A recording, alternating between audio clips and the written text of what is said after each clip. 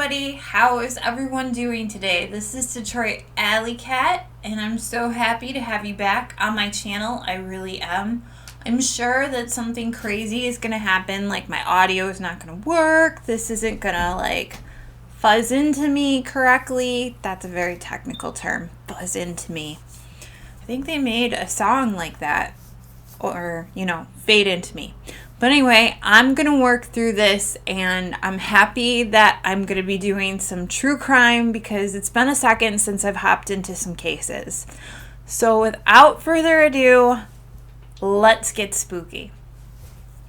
And I know a lot of you are looking at me and you're going, what's different? Well, I have no hair. So I just want to be straight up about it. It's gone. That's right. There was a bleaching incident.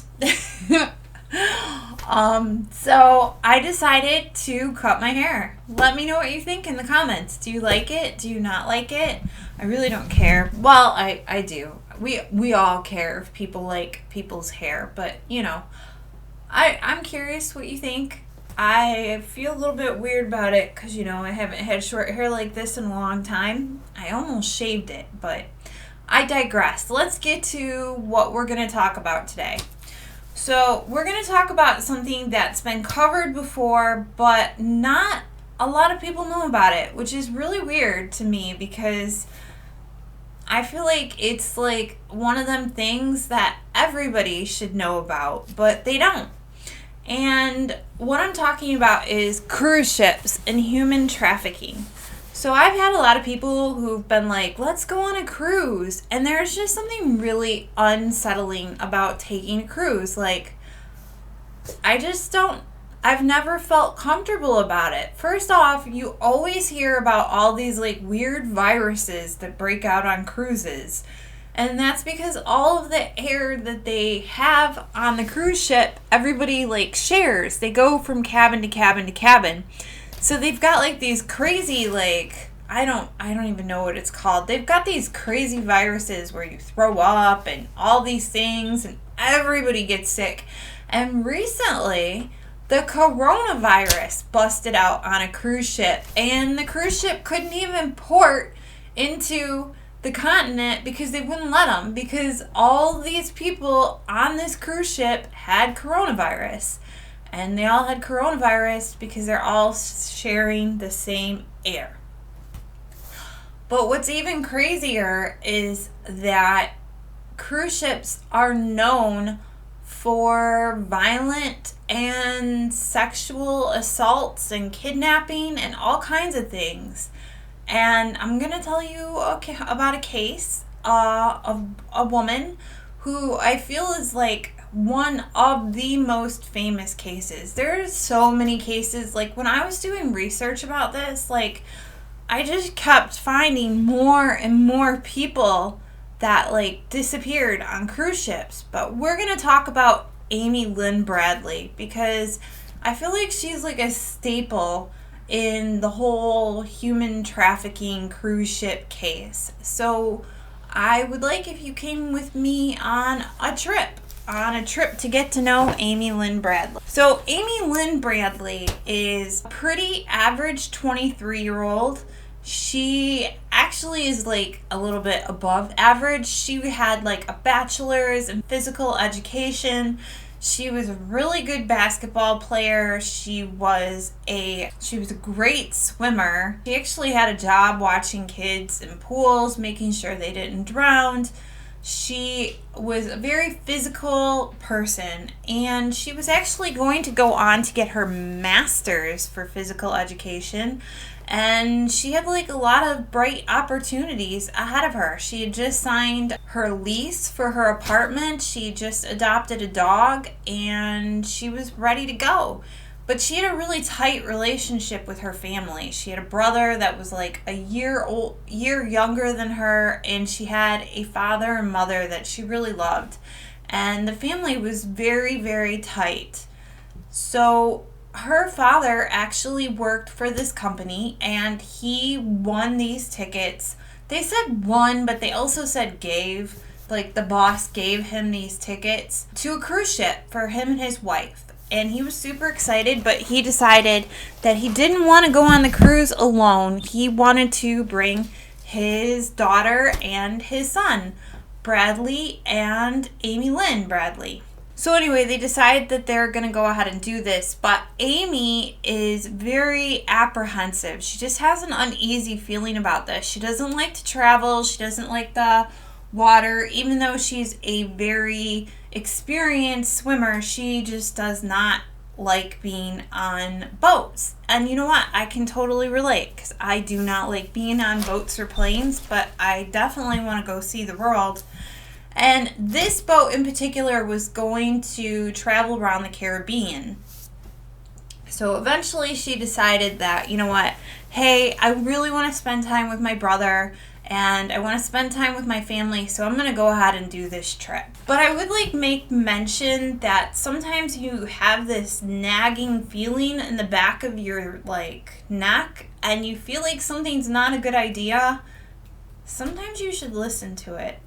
Which is kind of messed up that I would even say that. And I mean no disrespect for this situation, because there's no way Amy could have predicted what happened. But so she boards the ship and they have an amazing time. They're having a great time. She sends out a couple of postcards to her friends, and she's like, hey girl, this is beautiful. I can't wait for you to see this place. They actually end up flying to Puerto Rico and boarding the cruise ship from there. So right from the start, they were in a beautiful area. And when they get on the cruise ship, they have this cabin, and it's not the prime cabin, but it's not the middle tiny cabin. So they have it looks like a hotel room. All the family is staying in one cabin. They have double twin beds for Amy and her brother, and they also have another bed for the parents to stay, and they have outside, they have this little balcony, which it sounds really beautiful. And so they decided that night that they were going to go to one of the dinners at the cruise ship, and this is very common. They have fine dining experiences, and they try to make it really really memorable for the guests, to have these special moments. You're spending so much money on these cruise ships, so they want them to enjoy themselves in return. Cruise ships is big business, super big business, and there's a lot of reasons for that. A lot of reasons that I think are not so on the up and up, but that's just me. We'll talk about those later. So they're sitting there and they're having this beautiful dinner with the 4 family members, and everyone's dressed to the nines. And Amy's mother starts to notice that Amy's starting to get a lot of attention. And at first she's happy because she wants her daughter to have attention, but she starts to feel really uncomfortable. And at one point, the waiters are kind of flirting with her, and Amy says something to her mom they're kind of creepy. And also at this point, there are people walking around taking pictures and videos of all of the guests at the tables. And whenever you go to something like Cedar Point or some kind of theme park or a place that you stay overnight, you always run into the people that are going to take pictures and videos, because they sell them back to you, or they give you them as little memorabilia. So they had those people doing that too. And at one point, Amy and her brother get up and they actually go somewhere. And the waiter comes back to the table and looks at Amy's mom, her name is Iva, and says, "Where did Amy go?" And her mom is "Why?" And she's well, I was going to ask her to go to this club on Aruba with us. And she was well, Amy's with her brother right now. When Amy got back, Amy's mother told her that, and she's I would never go with those people to that club because I don't trust them. And what's really interesting is the club that the waiter actually mentioned is a club later down the line that a girl would go missing and be murdered from, well, she never turned up, so we can't say she's been murdered. But she would go missing from, and she was a national case too. Her name was Natalie Holloway. Very sad, very tragic case, but it's just kind of interesting to me that the waiter wanted to take Amy there. Like, is there something going on in that club? And so Amy goes with her brother to, they called it a disco, but it was like a nightclub. And so basically they're at this disco and they're having a good time. Amy and her brother are like, they're drinking it up, they're partying, and Amy's brother actually wins the limbo contest. So you can tell that they were drunk and having fun and doing all these things. And so eventually around 3-ish, Amy's brother's like, okay, sis, I'm gonna go back to the room. Which, I don't know why he left her in there, but I mean, these are 23, 24-year-old people, so I guess I understand, but I'm sure it haunts him. And he goes back to his room, but later that night, he said that Amy went upstairs, and she was in the room, and they didn't want to wake their parents, so they went on the little balcony, and they were sitting out there, and they were smoking and talking and reminiscing about things, and eventually Amy's brother started to fall asleep, and he's like, you know what, I gotta go to bed, we're about to get up early and go look at Curacao. I hope I said that right. It's kind of a weird little island, but they were going to Curacao the next day. If I say that wrong, don't make fun of me. And he was like, you know, I'm going to get some shut-eye. So Amy's like, all right, I'm just going to sit right here. Now, Amy's dad gets up around, I think, 5, and he notices Amy's not in bed, so he stands up and he looks around the room, and he sees Amy's feet on, like, they're like these reclining beach chairs that they put on the balcony. You know what I'm talking about. And he sees her feet and he's like, you know what, that's fine. We got 20 minutes until we wake up. I'm just going to go back to bed. Now, this is really kind of interesting because the amount of time it takes for Amy to go missing is just unbelievable. So 20 minutes later, Amy's dad, his name is Ron Bradley, wakes up and he goes to look for Amy again. Like, he notices she's still not in bed, and he goes to look on the balcony and she's gone. And he thinks, you know what, she probably went upstairs to get a cup of coffee or to get something to eat. You know, it's a cruise ship, so they probably do the same thing hotels do, where they put food out and coffee and they have all these shops. Maybe she's walking around looking at the beauty of the outdoors. Ron Bradley gets up and he starts walking around the ship, and he's walking around every single level looking for her. And he walks around for like an hour. Now at this point, he doesn't wake up his family and tell them anything while he's walking around because he figures he can find his daughter quite easily. But at this point, he's panicked. He's totally panicked. He cannot find Amy. He's going to have to tell his wife. He's going to have to wake up his son. So he goes into the room and he wakes up Iva and he says, you know, I can't find Amy. And she's actually quoted saying that she didn't even recognize her husband because he looks like he was in so much distress. So they get up and they are determined to go find her. They're all panicked. They all have this really bad feeling. The first thing they do is they go find the captain and they're like, listen, you cannot let anybody off the ship because they're getting ready to port Curacao. And the captain is like, no, we're not going to tell them that they can't go to Curacao because we don't want to upset the passengers. Just imagine that. You are on a trip with your family and your daughter goes missing, and the captain says that he's going to open up the floodgates for 3,000, because that's about how many people were on the ship, because these ships are like little moving cities. 3,000 people into this foreign country, and you have no idea what they're going to take in there, what's going to happen. All you know is your daughter is missing.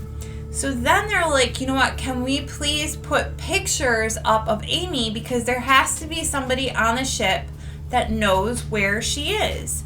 And he's like, no, we don't want to alert the passengers that something's wrong.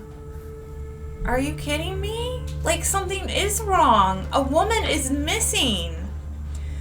So they start to look around the ship. They eventually start putting up pictures anyway. I don't know if they eventually got the captain to agree, but the pictures started getting put up. And they're kind of like piecing together what happened the night before. Like, they're talking to their son, like, so what happened to the night before? And so, you know, Brad Bradley talks about the disco that they went to. And he said that when they first got there, the waiter that was trying to hit on Amy went to the club, and the first thing he did was make a nod to the bass player in the band. Now, he said he thought that was kind of odd, but what comes next really ties it in together. So the bass player of the band, his nickname was Yellow. His real name was like Alistair or something, but his nickname was Yellow. And the reason that his nickname was Yellow is because it was like a common name for people that were not too dark and not too white. So he was Yellow. And he actually was hanging out with Amy all night long. They were drinking, they were flirting, they were slow dancing, they were hanging out. And so they decided, like, you know what? This guy Yellow had something to do with it. But before they even got to that point, they went back to the captain and they're like, look, we can't find our daughter. And the captain is like, your daughter has to be in Curacao because we have searched every nook and cranny. That's what he was quoted saying. Every nook and cranny of this boat. So she has to be in Curacao because she probably fell off the boat. Okay, first off, even if she did fall off the boat, they were so close to that continent that she could have swam. She was a very strong swimmer. There's no way that she would have drowned that close. I mean, it was really close. But, you know, they decide that they're going to listen to the captain because he said that he actually searched everywhere, so she can't be on the ship, so she's got to be on Curacao. So they go ahead and they get a little hotel room, and they decide that they're going to just start searching that city. And that city's kind of got a very dark history. It had a lot to do with the Dutch slave trading, which is kind of crazy. And the other thing is that continent actually has affiliations with the Dutch, and the cruise liner has affiliations with the Dutch or Norway. It's actually owned by Norway. It's not owned by America. And so they actually find out, or people who did investigation, that like in those areas they have certain sex laws. Like prostitution is legal in Norway. Prostitution is legal in all those parts of Europe. And prostitution is legal in Curacao. I really think that I am pronouncing that wrong, but we're just going to go with that name, okay? And so that's kind of crazy and interesting because that means that there is a lot of sex tourism, which means people come there specifically to hit the brothels, to find like things that they can't find in the United States. They're at this country and they're looking around, they're trying to figure out if their daughter's there, and they try to call the FBI, they call the states, they have family members call the FBI. The American embassy is closed, so they're kind of like no luck there. But they eventually get the FBI to go there, and the FBI is like, you know what, we're gonna go hit the boat. But here's the thing, because this cruise line that they were on was not owned by like anything American, they do not have to follow our laws. So the FBI gets onto the cruise line, and you know, they basically find out that the ship really was not searched as good as they thought it was. And, Amy Bradley's parents are like really pissed. And they confront the captain, who could have just told them, get off the boat. But he was like, you know what? Let the FBI conduct their search. And the FBI does a lot of investigations. And they find out that, the captain and the staff, when they went searching for Amy Bradley the first time, they only searched like common areas. They searched locker rooms. They really didn't search like nook and crannies. So that means that Amy Bradley could have been on the ship for the entire time, and she could have been taken off the ship. They just basically do not know what happened. While they're on the ship, what happens is that, eventually these two college kids come up to Amy Bradley's parents, and they're like all in this panic, and they're like, we have to tell you something, and they're like, what? And they're like, we saw Amy Bradley on the elevator, and she was with Yellow, and they went back to the club, and he poured her a drink, and then they disappeared. And this is kind of big, because that means that Yellow is the last person that ever saw Amy Bradley. And this is after her father saw him. So they decide that they're going to ask Yellow, you know what, we would like you to take a lie detector test. So Yellow takes the lie detector test and he passes. But something else that I forgot to tell you, on the first day that Amy Bradley was missing and her brother was running around the ship looking everywhere for her, Yellow went up to Amy Bradley's brother and was like, hey man, I'm sorry your sister's missing. And this is before anybody knew that she was missing. This is before they put any posters up. This is before they made any announcements. So it's really weird that Yellow decides that he knows this information. How does he know that Amy's missing? Nobody's told him Amy's missing. The captain's definitely not telling anybody Amy's missing. But 4 days later, Yellow actually passes the lie detector test, and they're kind of like, they have no evidence. So they decide that they're going to go ahead and try to find the pictures that were taken of Amy, because everybody had pictures taken. Remember I said that there were pictures taken while they were sitting down having dinner? Well, they look through these pictures, and there are no pictures of Amy Bradley anywhere. Like, how is that possible? They've all been removed. And all the posters that Amy Bradley's family put up saying missing Amy Bradley all over the cruise liner, they're all completely gone too. So somebody is definitely walking around suppressing the information, trying to hide the information. This girl I think that she was like marked. They wanted her, they saw her, they took her.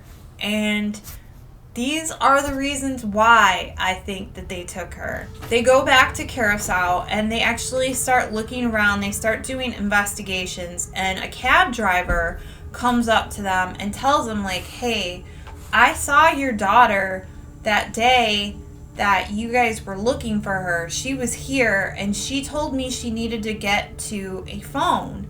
And he said that, that was the last time he saw her. And then he pointed to 3 different places that he thought that she could be. And these were like seedy, like off the beaten path places. And it was really weird that he thought that she was in these places. And so that was proof that Amy somehow had gotten to Curacao.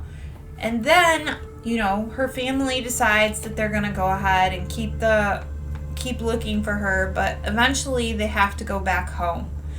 And, that's when the real sad stuff starts, because they're no longer, with their, looking for her where she was lost. They're back at the States, but they're still trying to find her. Every day they, dedicate their lives to looking for Amy. Well, a couple years later, there was a Navy petty officer. That's what they call them, Navy petty officers. Sounds weird, doesn't it? And he was in a brothel at Curacao. And he was sitting there, and this woman comes up to him and is basically like, "Hi, I'm Amy Lynn Bradley, and I need your help." And this Navy petty officer was like, "Well, if you need help, just leave." He didn't understand that she was being held there. And he thought that if he went back and he told his higher-ups who he had met, that he would get in trouble for being in a brothel. So he decided the best thing to do was to keep that information to himself. Meanwhile, he'd seen pictures of Amy Lynn Bradley, so he realized this was actually a missing person. So after he retired from the Navy, what's the best thing you can do? Go tell her parents that you had seen her in a brothel and she had told you who she was. And of course, this was like 2 years later. So the FBI tries to go back to the brothel to look for Amy Lynn Bradley, and the brothel had actually burned down. So no evidence, no trail, no nothing. Good job, petty officer. Another thing that happened was a year after Amy Lynn Bradley went missing, there was a videographer. Do you remember how I said that there were people taking videos? Well, this guy was hired basically to take videos of like everybody when they were eating and having a good time, and then he would make them like some kind of little video of like, here was your time on the cruise, and they could take that home as a memory. So he decided that he was going to go ahead and go through all of his videos. And something to note is when Amy Lynn Bradley went missing, like the crew of the cruise liner came to him and they were like, "You need to turn over all of the video that you have of Amy Lynn Bradley." And he's like, "No, I'm not going to do that. I don't even know if I have any." And so eventually he just kept it. But after a year, he went through it and he actually found video of Amy Lynn Bradley. And the video was of her and Yellow dancing at the disco, basically proving that she was with Yellow all night long. And like, I saw the video and they were dancing like really close, but I wouldn't say it looked too romantic, but it definitely looked like Amy was trying to have a good time, and it definitely looked like he was like trying to like be around Amy. So there's a lot of video of it. I'll leave a link in there. You can check it out for yourself. I think it's really sad that they now have video of Amy dancing with this guy that very, very much could have had something to do with her kidnapping. But you know, her parents seen this, and it kind of gave them some kind of hope, as weird as that is. And then, a couple years later after that, this Canadian tourist went to Curacao, and he was on the beach, and he noticed this woman. And this woman looked like she was staring at him, and then she was like making a beeline for him, like she had something to tell him. And he was so concerned about her, and he was like staring at her, and he noticed some very interesting tattoos on her. He noticed like it was like a Chinese marking on her ankle and a Tasmanian devil on her back and a couple other things. By the time the woman reached him to tell him something, two men had like flanked her and got her to move away, and like they're pushing her away from him. And he's like standing up and he's trying to go talk to her because he felt like something was wrong, and they took her away. So he eventually saw a picture of Amy Lynn Bradley, and he realized that that was the woman that was trying to talk to him. And he immediately contacted her parents and was like, "Hey, I saw your daughter and she was with these men." And, you know, it was really sad, but it also gave them hope. And at this point, they're very sure that their daughter is in the human trafficking, like, whole thing. So they decide that they're gonna hire a private investigator, and this private investigator gives them, like, a long list of, like, all these things that he did. He was, like, this amazing Navy SEAL, or he was undercover, and he was specialized in, like, human trafficking, and you know, he was on to Amy Lynn Bradley and he was going to find her, but he needed this much money. Well, her parents were desperate, so they decided to go ahead and give him the money. So this guy goes to Curacao, and he's staying there, and he's tracking Amy Lynn Bradley, and he finally says he finds her. But he says he's going to need $100,000 to find her. Well, Ron Bradley's boss was actually the one giving Ron Bradley the money for the private investigator. So he decides before he gives him $100,000, he's going to hire his own private investigator just to check up on this private investigator. And also something to note is the private investigator that was like, I know where she is, had sent Ron and Iva's, Amy Lynn Bradley's parents, pictures of a woman that looked a lot like Amy Lynn Bradley, all the way down to her tattoos, but she was wearing a hat so you couldn't see her face. So they were like, wow, this could really be our daughter. So Ron Bradley's boss sends this private investigator to go check up on this guy, and he finds out that he's a complete fraud and that he's basically using the money to drink, and he hired a model to take the pictures. Just a real dirtbag. And so all that hard work, nothing. And I'm just telling you this because it's important to note that there are really horrible people that prey on people that are in like the most dire of circumstances. And how horrible to con somebody who has lost their daughter. But, you know, the world is what it is, isn't it? So, this isn't the end of the story. There's more. Eventually, there is an anonymous email that is sent to Amy Bradley's parents, and it's kind of sad, but it's also hopeful as well, because the anonymous email is a website, and on this website it has these two pictures of this woman who they say her name is Jazz, and the woman looks a lot like Amy Bradley, except now she's got long hair. She looks a little bit rougher and tougher around the edges. They have like some professional look at it, and he says he would stake his entire career on the fact that that is Amy Lynn Bradley. And I've actually looked at the pictures, and I'm going to put them in this video, and they're very convincing.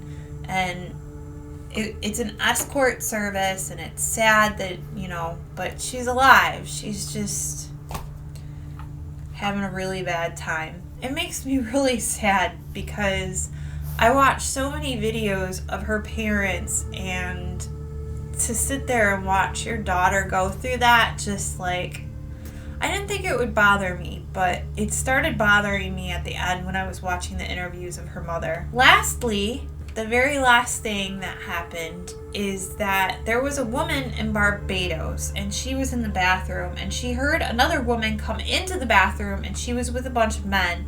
And the men were yelling at the woman, and they're like, listen, the deal's going to go down at 11 o'clock, and you better not screw this up. You better be ready to go. And so they go out of the bathroom, but they leave the woman, and the woman's like in distress. So the tourist comes up to her, and she's like trying to talk to her, say whatever. She eventually says something like, what's your name? And the woman looks up and she says, my name is Amy. And the tourist is like, oh, I have a daughter named Amy. And the woman who's in distress looks up at her and starts moving really, really close to her. And at this point, she hears a shuffle outside of the door, and the men open the door, and the tourist gets terrified. She runs through the men, she finds her husband, she's like out of there. And she says she looked back, and the men took the woman, and she saw a picture of Amy Lynn Bradley, and she went to her parents, and she told her, like, hey, this was your daughter. We don't know for sure if it was your daughter, but they did do a sketch, and it looks just like the woman that was in the escort service page. And unfortunately, that is the last of Amy Bradley's story. I'm going to show a bunch of pictures of Amy Bradley just because a lot of you go traveling, you go to Barbados, you go to the Caribbean islands. In case you ever run upon this woman, I would suggest you call the FBI. I'll put like a little number on there. Her parents are still looking for her, Every day they wake up, they say, maybe today is the day. And every day that they go to bed, they say, maybe tomorrow is the day. And, it's a very tragic story. And it's really sad that this woman is out there somewhere. And it's very sad that her mom said, I'm still looking for my baby. Which really broke my heart, to be honest with you. I'm still looking for my baby. She's out there somewhere. It's been like 21 years since Amy Bradley went missing. And actually it's been longer than that. It's like 26 years and she's still missing.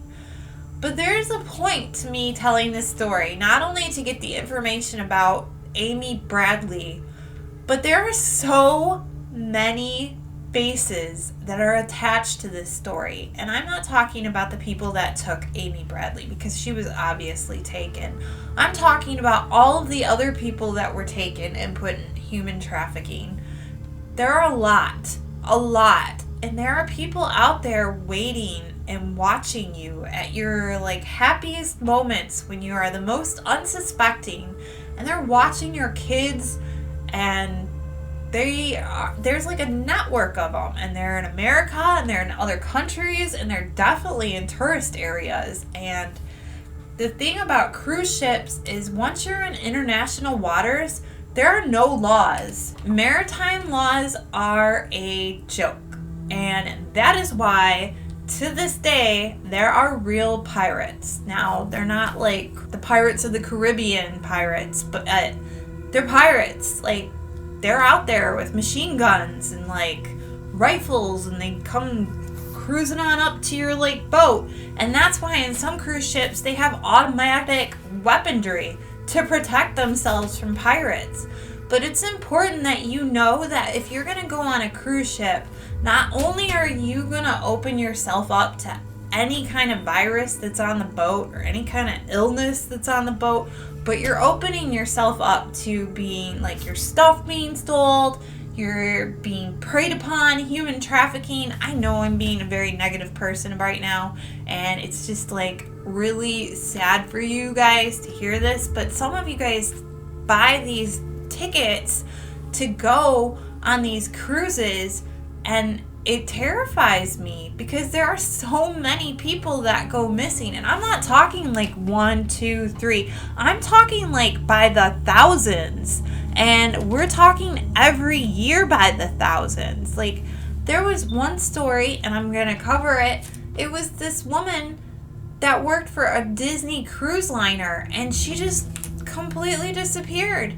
And they think that she fell off the ship. They wouldn't even stop to look for her. They just kept going.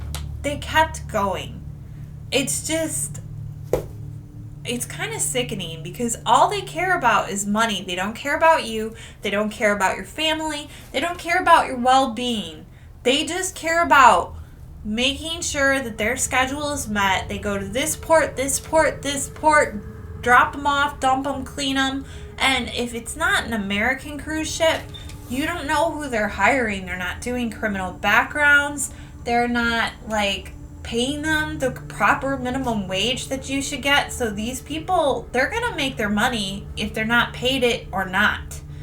And it's really sad. And I just want to make sure that everybody knows these things because, I just know a lot of people that are as soon as this quarantine is over, I'm going to travel the world. Well, travel the world. Do it. But do it in a safe way because there is evil out there, even in the most beautiful places.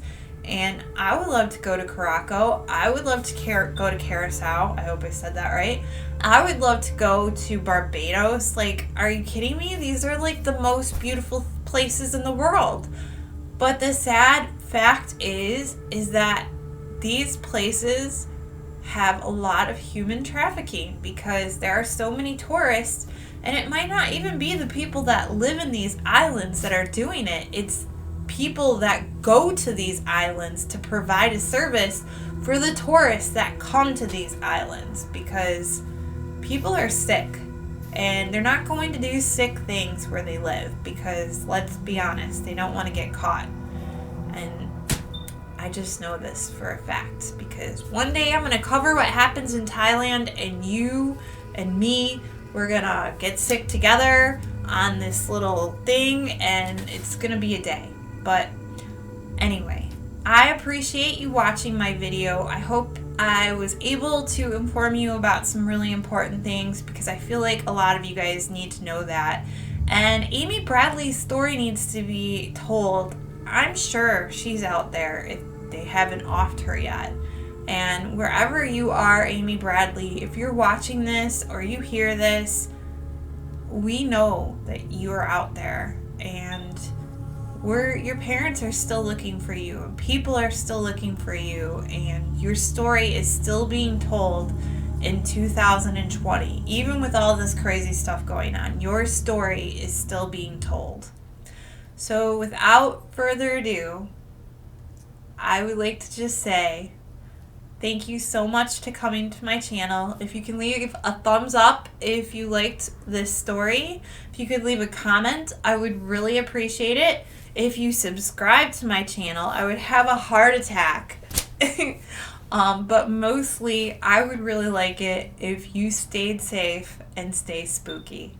Thank you. Bye.